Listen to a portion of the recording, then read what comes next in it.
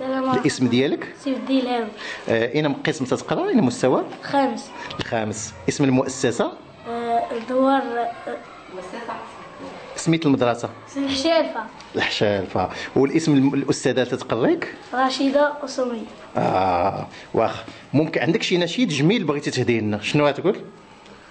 نشيد. هذا اللي درتي. نقول إذا ما قال لي ربي أما استحييت تعصيني وتخفي الذنب عن خلقي وبالعصيان تأتيني فكيف أجيب يا ويحي ومن ذا سوف يحميني أسلي النفس بالآمان من حين إلى حين وأنسى ما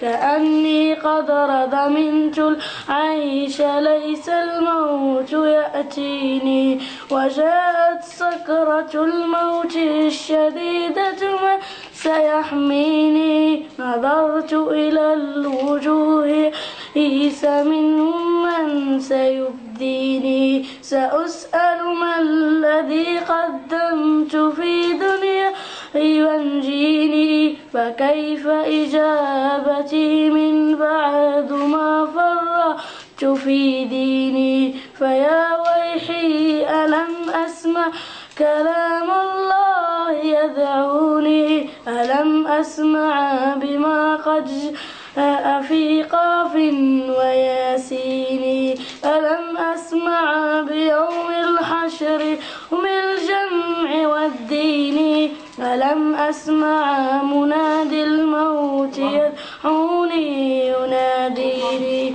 فيا رباه عبد تائب من داس يأويني سوى رب غفور واسع للحق يهديني. بارك الله عليك. بارك الله عليك. ها باغي تقول لنا شي نشيد؟ يلا اجي تفضل. يلا كمان.